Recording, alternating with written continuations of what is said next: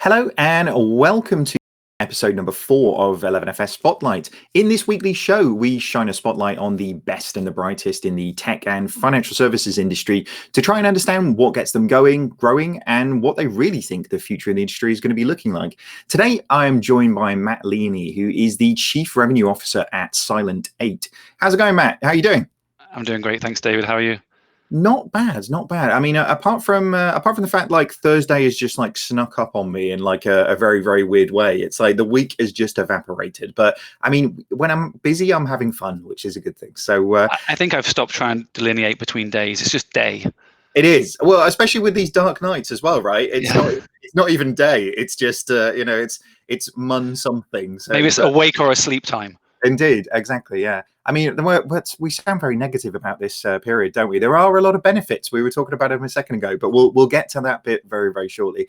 As everybody who's watching this, as you guys know, a big part of this show is your involvement. So make sure you put your questions in the comments bar, and what we'll do is we'll weave them into the conversation as we go.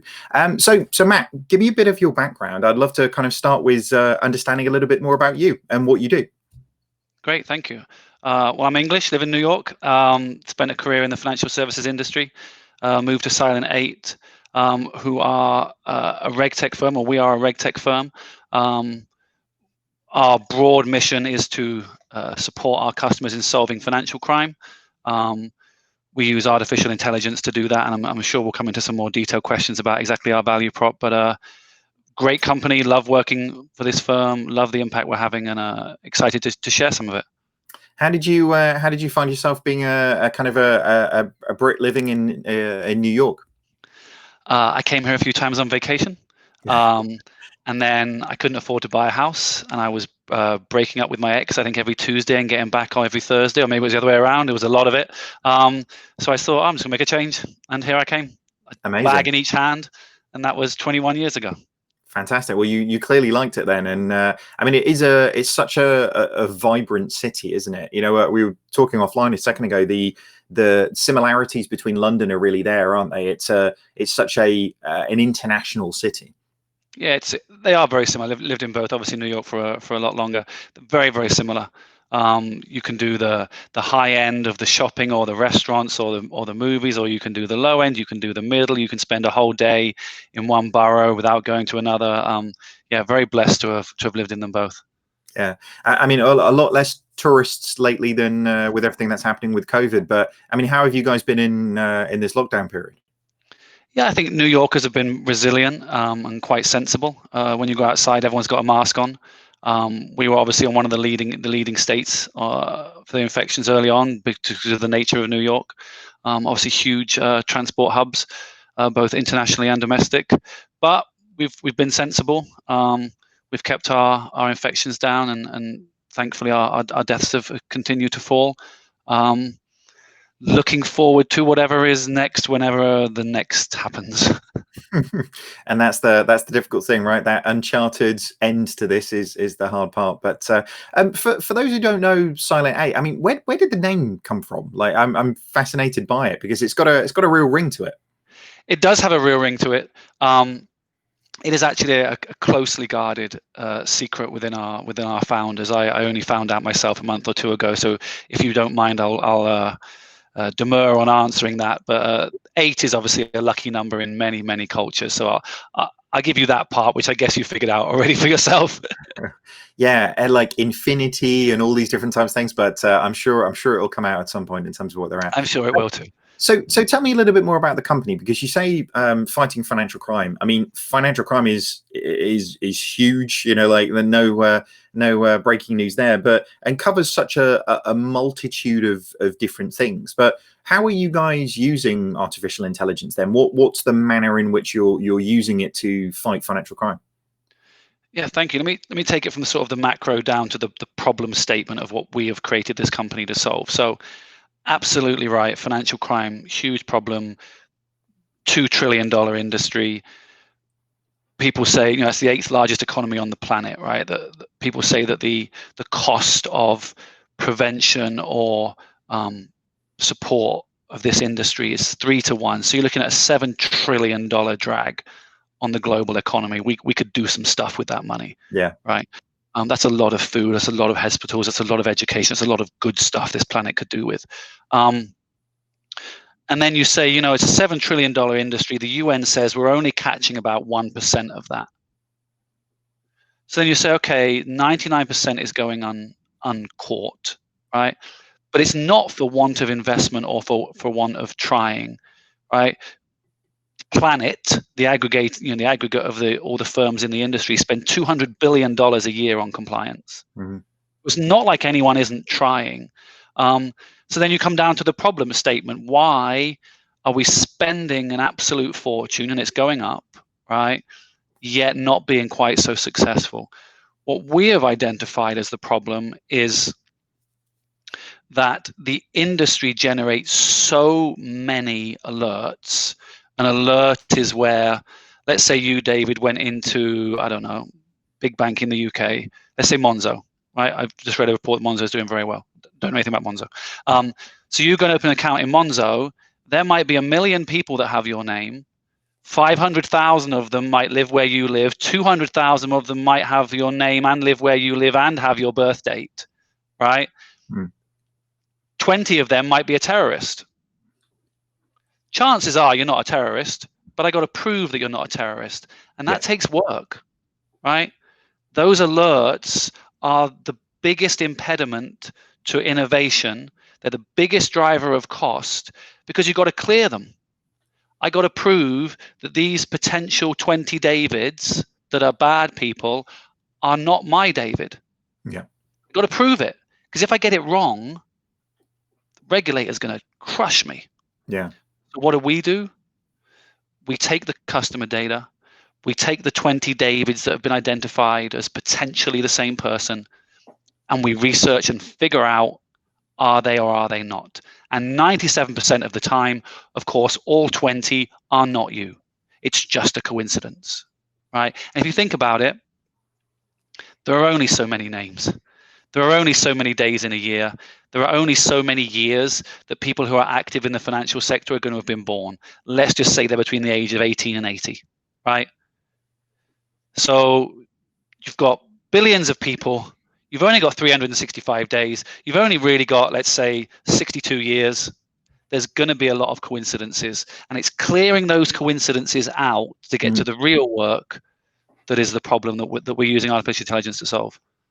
That's really interesting because, as you say, it is a messy process as it stands right now. And anybody who's ever done any work with databases realizes that name is not a unique identifier. So, being in a situation where you can actually bring about some clarity to that, and actually the assurances that gives to the customer, but also the assurances that actually gives to the organization in terms of who they're truly dealing with, is a really big challenge. I mean, as we last week we actually had the FCA on in the UK talking a little bit about financial crime, and actually the impact of it is not just, as you say, it's not just the financial impact, but I mean there is the things that the money is being used for off the back of the leakage from the system is all of the worst things from a societal perspective. These are all the horrible things. Absolutely exactly. Right. So if we can,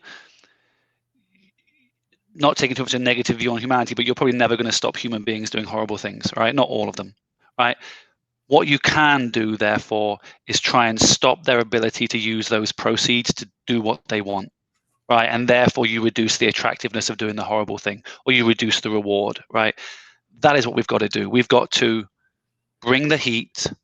We've got to terrorize these people so that the risk and reward in their brains changes. No, that's what we've got to do. We've got to shut off the financial system and bring the pressure. Yeah, I agree. And the societal impact, like you say, of these crimes is really significant, isn't it? Yeah, I mean, as you said it, these are the worst crimes that exist on our planet, involving vulnerable populations. We got to stop them. That's what everyone in this industry is trying to do, right? That's why these banks are spending all this money. 200 billion, a fifth of $1 trillion a year. These are for-profit institutions, but they're devoting so much of their capital because they understand their societal responsibility to do what they can to stop this. At the end of every financial crime is a person who has been abused. Yeah. right? Or wildlife trafficking, or whatever it might be. These are the worst. Yeah. And we can't stop human beings doing the worst. There'll always be those people. What we've got to do is stop their ability to enjoy the profits of doing the worst. No, I completely agree. And that's I mean, it's easy to get out of bed to do this type of work, right? Because Oh, you're, it really is. It's a blessing. It's an honor. It really is an honor when you speak to anyone in this industry. It's nice to work in an industry where everyone is trying to do something to save the world, which is not something that you might obviously associate with financial services.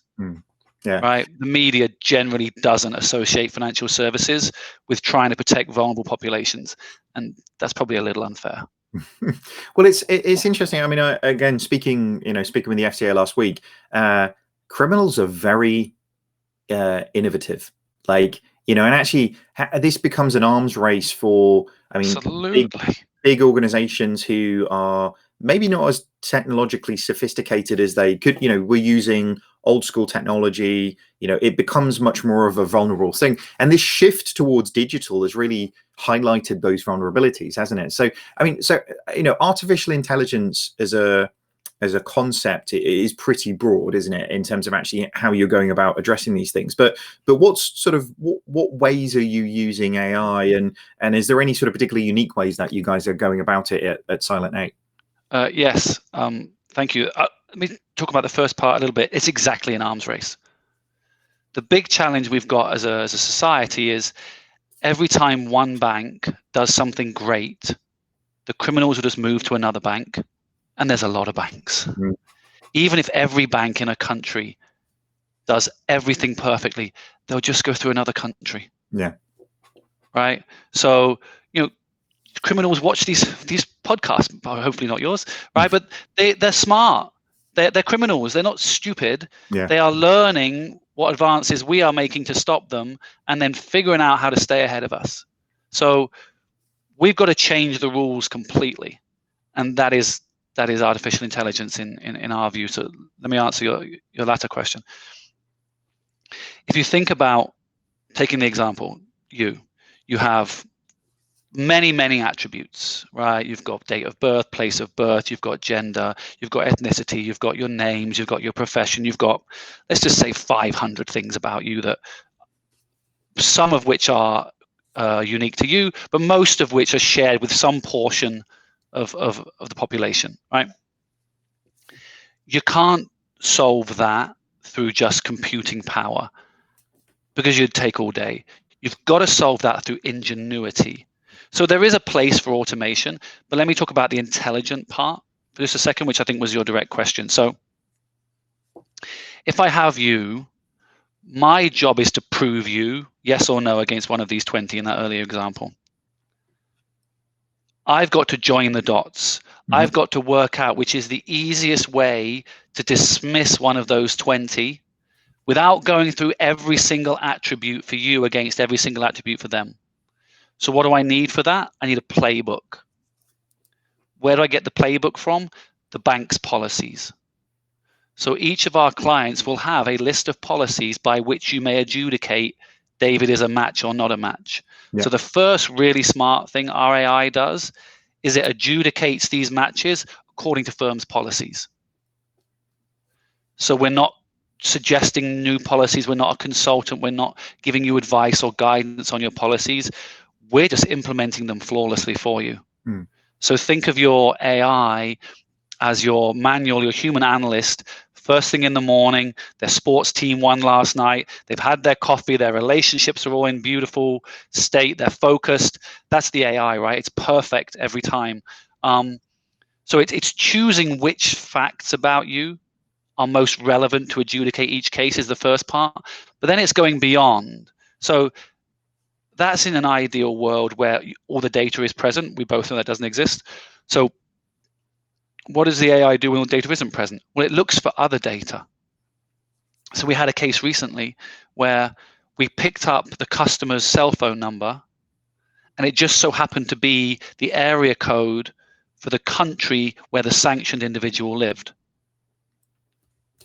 We had another example where we picked up that even though the addresses were in different states, they were actually less than a mile away. So what the AI is doing is looking at all of these different things to figure out what sparks an interest. What is the outlier here? If only your first name matches, nothing else matches, but there's only 5 people that have that first name in that zip code, don't know. That's a hell of a coincidence. So what the AI is doing is searching for anomalies that enable it to look at, are you or are you not the same person? It's interesting, isn't it? And this is, this isn't automation. This isn't purely automation. This is no, you can't do it with automation. Well, that's the thing, and this is inference between really significantly large data sets that actually humans just wouldn't be able to do, right? You can't. Let's just take again back to you. I can't, as a human being, check every of the 500 facets that make up you from a demographic point of view. I can't do all of those, right? Most analysts do 60 cases in a day, right? I'm trying to get through these. I've got quotas, right? The AI can ping all of them in microseconds and then figure out which ones are interesting, and then how does what it's found relate to bank policy? And do I have enough here to prove a true or a false match? So think about it like a chess computer. First move of a chess game, every single strategy is available. Within one move, I would imagine half the strategies are no longer applicable. Within 3 or 4, it's probably like 2 strategies are left. That's how the AI works. If I can't get your last name, I can't use it. I got to go find another way to figure out, are you or are you not the same as one of these bad people? It's interesting, isn't it? Because the conversation around artificial intelligence always leads to, if we're algorithms are only ever as good as the programming we give them, and so those inferences between data sets and those inferences between trends are only really ever as good as the learning that we put to them, the algorithms that we sort of build into them. So, is this something that you guys must be looking a lot, right? Because you can ingest as much data as you can give it, but you've got to try and build some of those point-to-point dots to kind of start building those things out. Because, if you look at any period of any gigantic catastrophe over the last 100 years, somebody's missed an inference somewhere. And this is where machine learning and artificial intelligence and scale processing can make such a significant difference on so many different things. Financial services is a fantastic place to start. But how are you guys kind of training the algorithms to do these things?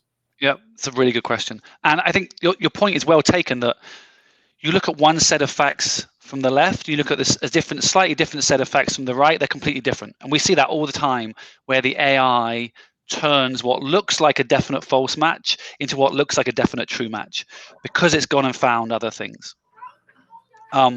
So to your exact question about learning, it's interesting, because this is, a lot of people say they've got AI when they've really got machine learning, or they've got well-programmed algorithms, right? The AI part is the creative part that we just spoke. So let's talk about learning. Our AI learns from what the customer's done previously and says, hey, this seems like a really good way to solve an alert as true or false. Can I solve alerts this way? What's crucial is we make a human being sign off on that learning, because you can't have an AI rewarded for solving a case and then also be able to approve the ways that it may solve cases. That doesn't make sense, right? So human supervision, we believe, is very important in any advanced technology deployment, because technology will pick up bias. Technology will pick up bad learnings, right? There will be cases that have been solved incorrectly.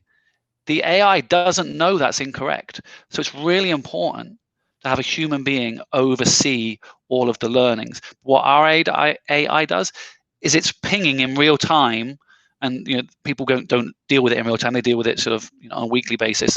New ideas, new learnings for approval. Because what happens is it has complete access to the archive of solved cases, and it learns from every single one. And where it can't quite finish the job, it tags it and looks for that in the archive on the way back round, and figures out what did the human analyst do that it couldn't do. Mm. And then it goes and asks for access to that piece of data or whatever it might have been. Yeah, I mean it's interesting, isn't it? Because in any of these systems, the human part is usually the weakest link. I mean, is that something that you're definitely sort of seeing now in terms of these big webs that we've got that really reinforce the financial services industry that we sort of operate in? It's usually the people who are the weakest point in those systems right now. Yeah, I don't want to come across too like AI's taking your jobs. We try very hard not to do that. So I'll try and avoid falling into that trap that you laid for me. But yes, if you think about the job, it is very repetitive. It can be exceedingly complex, and most crucially, when it looks like A, it might look like B upon detailed investigation. Like this is a hard job. It can be a boring job. Right, going through, but remember, 97% of the work is a false match. So I could imagine that you're towards the end of a day and you're like, I'm sure it's a false match. It's a false match, right? Not casting aspersions on anyone. I would be the same, right? I would miss things. I would be tired. I would be distracted. I may not have paid attention in part of the learning, right? I'm a human being. I make all of these different mistakes. So yes, I would actually say yes, that this is a perfect example where artificial intelligence can do 90% of the work whilst elevating the human interaction to the higher valued approving of learnings, and then where required, approving or finishing off solutions. AI does everything else. So it's important to understand that humans must remain in the loop, but the human part, to be successful, has to be reduced to that supervisory level, and that's where you change the game. You just took quite quick numbers. I said a human analyst does about 60 cases a day. Our AI does several million.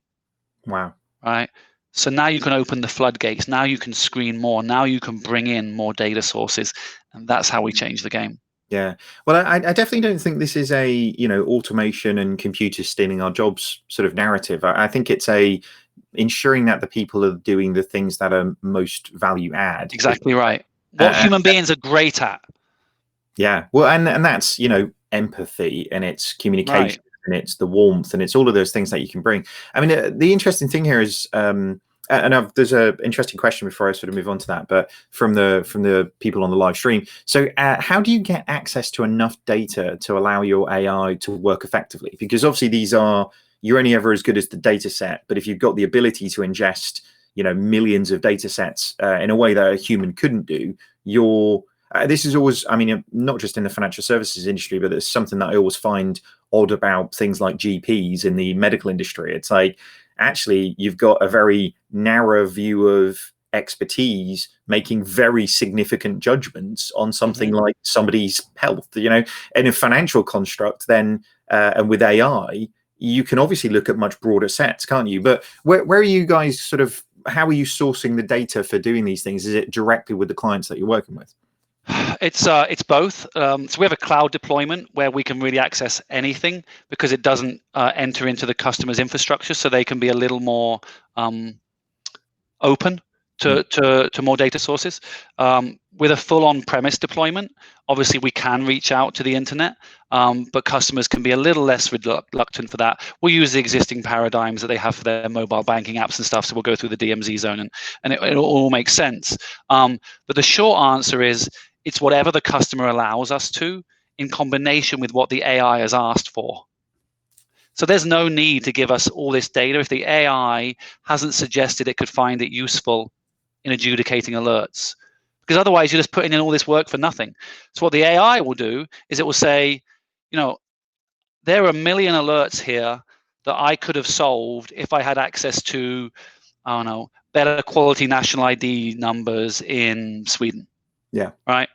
Then the customer can say, okay, what would be my cost to give the AI access to that data feed? And is that less than my cost of solving the alerts right now? If it is, I'll do a business case, right? So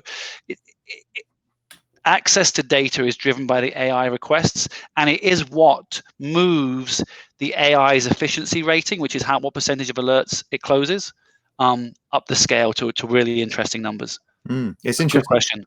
I mean, as you find more and more of those data sets, you can sort of correlate increased sophistication and accuracy. That must be fascinating, because as you introduce new data into the mix, then you're really increasing the precision in terms of the decision making and actually just the inferences you can sort of create between these things. So I mean, this is the beauty of it, right? It's like this is and it can do them all, learning constantly, isn't it? It can do them all. Like it can. We don't do this because the effort for an individual customer would be monumental, but there is no reason the AI can't have basically unlimited data feeds, right? And just ping them all because the speed is so rapid and there's no constraints there. But it's tempting to give the AI all the data, but you don't know what the return is going to be for each customer. So I'm with you. I'm like, just give it all. It'll solve some alerts in the future. The more disciplined approach is, what do we need to be effective for this customer with the products they sell in the countries they sell them with the customers that they have? Yeah. And we suggest, right? The AI suggests what it needs, and we also come and say, hey, we just heard about this database. It is a list of common or uncommon names all across Europe. That could be helpful. What do you think? Right? Do you want to give us access to that? Well, so it goes both ways. Well, like I say, it builds up over time as well. It's not fixed, is it? Another really interesting question. So, Dwayne Tuff, when and how do you and I mean, do you more broadly tell the financial institute that their policies are in need of an update, not just minimum regulatory compliance? Because I mean, this is an interesting one, isn't it? If their policies are wrong and you're adhering to that policy, so they've constantly got to be making sure that they're thinking of that on the front line, haven't they? So that's not our business. Yeah. There are many firms that will advise you on the quality of your policies. I'm sure they'll charge you an awful lot of money to do it. That's not our business. We have to be really strict in what our business is, because we're seeing all of the customer data and all of the alert data, and our AI is helping you make the decisions. So where you may accept a little more risk in an area, our AI knows that. So we have to be very clear on our role within a customer. What's important to understand is we never learn that as a firm. So when we create a custom AI for an on-premise installation, we can no longer talk to it. Yeah. I couldn't tell you a single customer name. I couldn't tell you a single decision. I couldn't tell you a single policy. You know why? It's not my business. Right? And customers want that demarcation. Sure.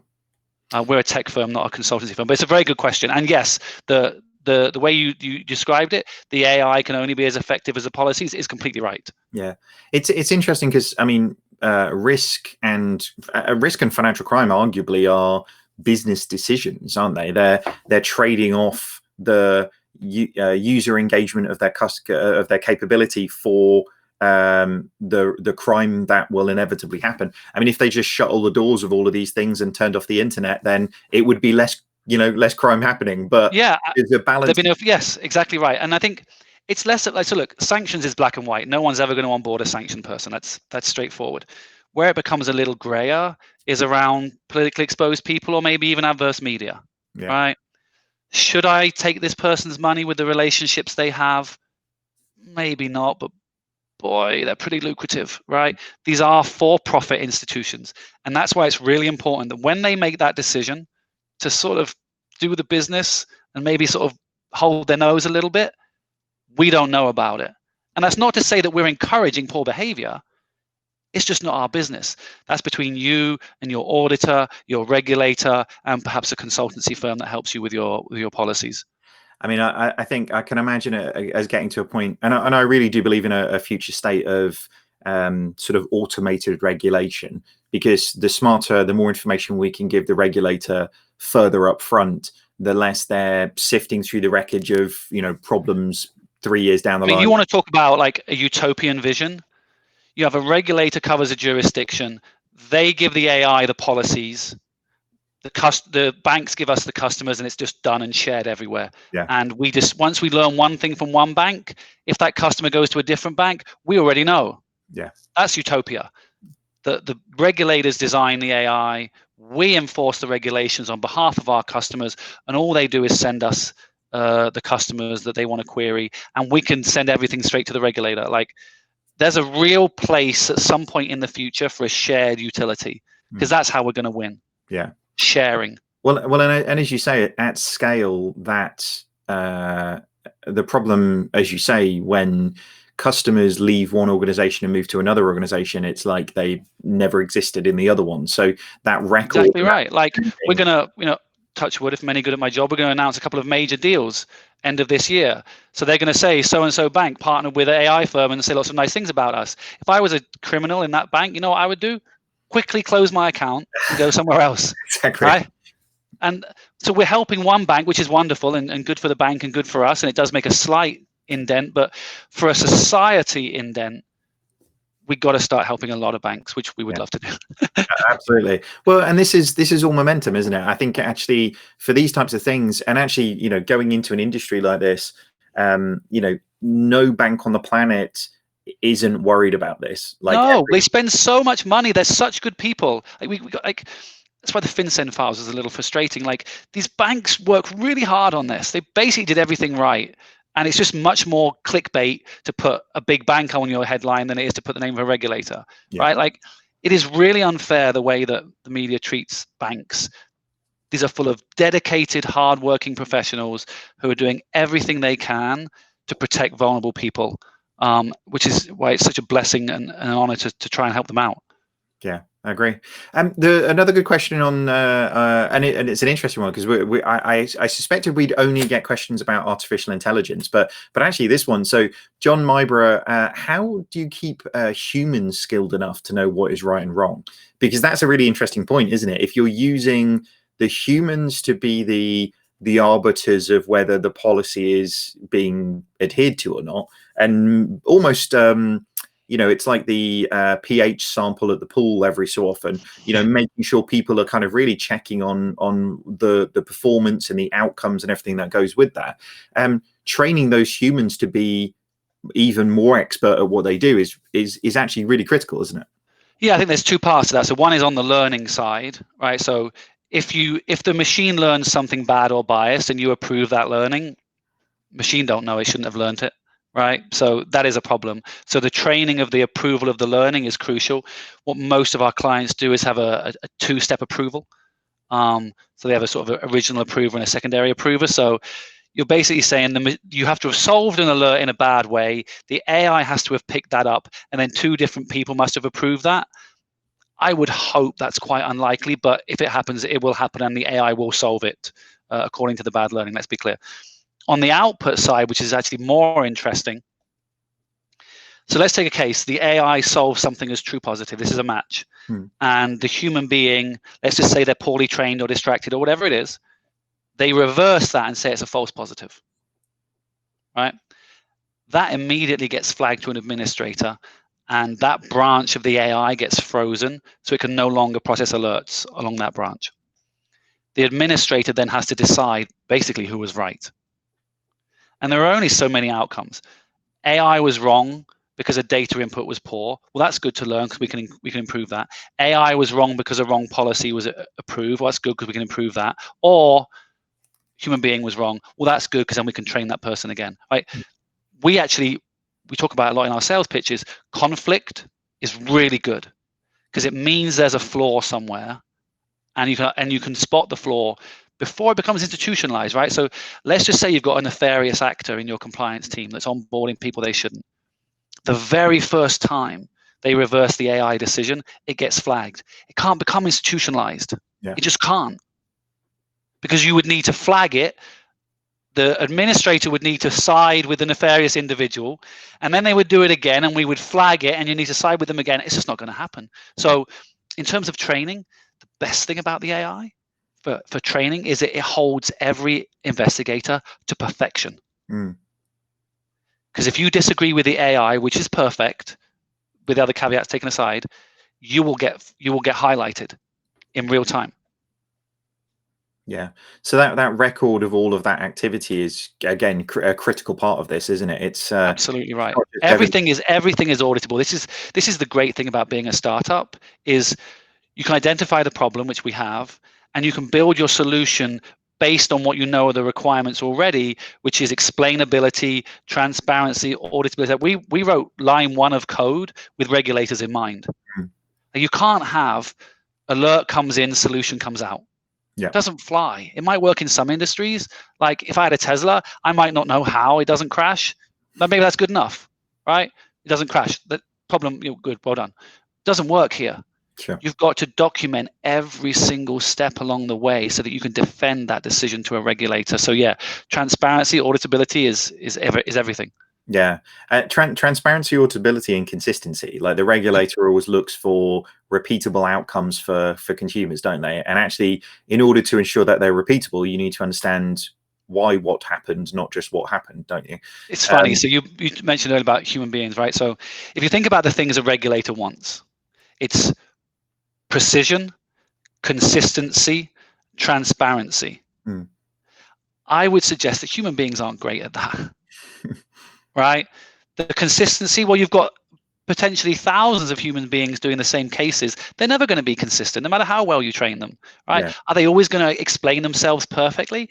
I don't know. When you get tired, probably not, right? So human beings are actually not a good vehicle for regulators. And then you look at the AI, it can only solve according to policy. It can only be consistent to policy. It doesn't have any other explanation. And it's completely transparent and explains itself every single way, by the way. So every step of the way, excuse me. So when you look at a regulator point of view, AI makes so much more sense, but most people approach it from the other angle, which is regulators are not going to like AI. And that's probably because when you think of AI, you think of Skynet or a black box or unexplainable or whatever it might be. And that's just not the way our AI is. Yeah. It's crazy. I mean, like I say, it's such a big topic and so poorly understood by so many people that inanely I think people become scared of something that they don't understand, and that's difficult because it has such great potential to impact so many different sort of walks of life, doesn't it? So, but congratulations with everything that you're doing with Silent A. I know you guys you announced earlier on in the year you just closed some funding, so I mean that must be leading or must be an indicator, definitely from the investor's perspective, that this is going well, and yeah, actually not just going well, but really scaling as an operation as well. So, how's things going on the business front? Fantastic. We're very, very excited. We've got some big announcements hopefully coming up through the end of this year and early next year. The people have recognized that the status quo doesn't work. And we are here with a solution that does work. We really big sales plug now. We allow anyone to test it for free because we make some pretty crazy claims about we've never made a mistake ever, things like that. And we say to clients, test it, spend 2 months trying to prove me wrong. And if you prove me wrong, then great, walk away and tell me I wasted your time. But if not, let's have a chat about some commercial arrangement, right? So that's really resonating, that having it in the cloud or on-prem, having flexible commercials, like we're in the right spot. Banks have this problem. They want to do better. They're spending so much money. They're not getting the return. We solve it. If you think of the things that keep compliance people awake at night, it's capacity, always 10% short of headcount. It's precision, it's consistency, and it's transparency. I come into a sales meeting and say, I'll make them all go away 6 months from now. So no, we're very excited. Investors, we were oversubscribed for our round. The sentiment is good. There's a real flight to quality. There's a flight to AI. Fin crime continues to be an area of interest and an area of challenge for the world. So yeah, we're very well positioned. Very grateful for the support investors have shown us, and we're going to repay that support over the next months and years. Well, it's fascinating, isn't it? In an industry, like financial services, that's getting squeezed on margins and profitability, then, letting less money leak out of the leaky bucket that is financial crime suddenly starts rocketing up the agenda, doesn't it, in terms of actually what they can do. So, and actually in a world where they're renovating all of their technology estates across everything that they're doing, then doing that from the ground up and really sort of thinking about how actually they limit their exposure to these things. This isn't just a digital veneer on some 1990s. It's exactly right. Like if you have a digital customer experience, why wouldn't you want a digital back-end risk assessment experience? Why would you have this beautiful customer experience and then send it offshore to human beings to solve with all the human being flaws? It just doesn't make sense. Yeah, It just doesn't. And this can also turn compliance from a sort of drag on the front office to an enabler. Because if you don't have the data, I'm not going to make you call your customer and get their passport number. The AI is going to figure out how to adjudicate the case without it. So the customer can get onboarded quickly. You haven't got to make that phone call and annoy them. They can produce revenue for the firm quicker, and that's enabled by compliance. We want to make our compliance professionals more of the hero they deserve to be than the cost center or the drag that maybe they're considered currently. And we do great things for their margin. Yeah, I mean, it's we've been saying this. I really do think back office is getting really sexy in banks right now. Like it's to your point, it's been a cost center for such a long period of time. But things like fraud protection, things like data across the entirety of the organizations are really like the circulatory system of financial services. Absolutely right. And even from a marketing angle, customers to say they're using artificial intelligence within their back office to speed up this and precise that and consistency that. That's worth some money just for the press release alone. Indeed. Well, thank you so much for joining us. I think we could probably talk about AI and its impact for hours and hours and hours. We'll definitely have to get you back later on in the year then when you've got those announcements to go, and been great to see the success of the business as it's been sort of growing. So thank you so much for joining us, Matt. Where can people learn a little bit more about you and Silent 8? Silent8.com. Send us an email, sales@silent8.com. Send me a LinkedIn. I love talking about this stuff, as you can tell. And if you think I was salesy now, David, imagine how I'm going to be after a couple of big announcements later on in the year. I would love to come back. I mean, I don't think it's salesy. I just think it's excitement and passion about an industry you want to. I love it. I love waking up every day and doing this because it has an impact, and I believe in our company and our product, and the market and the investors seem to do the same. So it's a lot of fun right now. Fantastic.